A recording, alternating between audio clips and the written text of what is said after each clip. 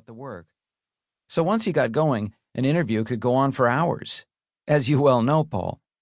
How many hours, days, weeks, and months did you spend with him? He really enjoyed those talks with you. He would always come back and give me the rundown.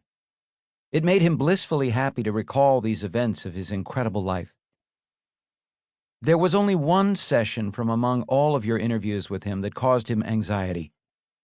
It was the day you two discussed Howie Epstein.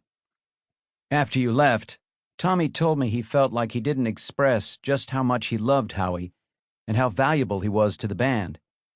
And he felt guilty about going so deeply into those dark days of Howie's drug addiction, even though he was doing so to put those years in context.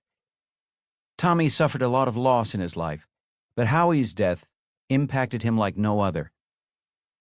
Breaking that gut-wrenching news to him that Howie was gone was so difficult. We were both shattered. The whole Tom Petty and the Heartbreakers tribe was shattered. Though sadly, none of us were surprised. No one outside of the band's extended family could ever understand how hard Tommy, his bandmates, and crew tried to save dear Howie. Unfortunately, the only person who could have saved an addict that far gone is the addict himself. Like all addicts, Howie had experienced some severe trauma that changed the trajectory of his life. Drugs were initially his way to cope and to escape the pain, but then his addiction became all-consuming. It was heartbreaking. He was the kindest, coolest cat I've ever known. We loved him dearly. So after that interview with you about Howie, Tommy was very anxious about what he said and what he should have said. He was worried, so I encouraged him to call you. I said, pick up the phone and call Paul and tell him how you feel. It's that simple. And he said, yeah, no harm there, right? I remember him calling you, and you were great. Whatever you said, it eased his mind. Thanks for that. It meant the world to him.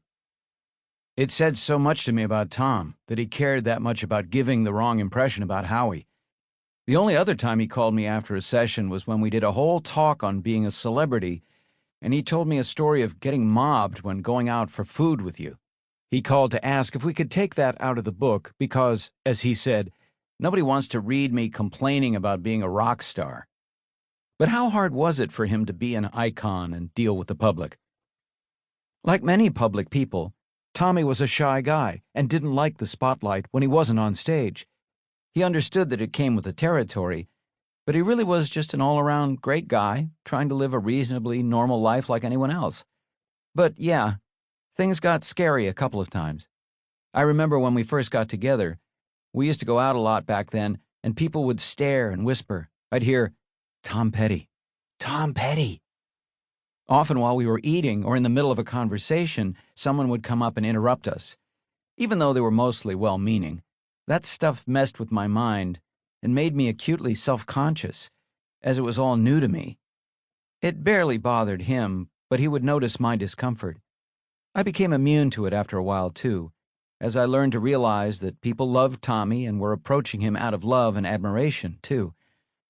Tommy knew, and he taught me, that you can't let that stuff interfere with living as normal a life as possible. And do you have any message for Tom's fans and to future fans and readers of this book about Tom and his music? Tommy always said that he had the best fans in the world. He adored them and never took them for granted. He knew that each one of you played such an important role in making his dreams come true, and he was so grateful to all of you. You meant the world to him. He would often call touring a near-perfect existence, and he was referring to the community he and the Heartbreakers and the fans created together. Tommy knew he had the best gig in the world, making music and making people happy, and he loved doing it. He always said he would have done it with 5 people in a room, let alone 50,000. Music was in his soul, and his fans were responsible for making him feel as vital and charged up at 66 as he was at 26. For new and future generations of fans just discovering Tom Petty and the Heartbreakers, I can honestly say that your life is about to become deeply enriched. Listen to the melodies.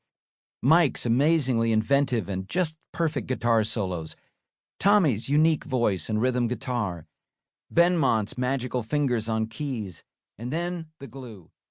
To keep listening to this audiobook for free, click the link in the description. It will take you to a free Audible trial where you can listen to this and many other books for free for 30 days.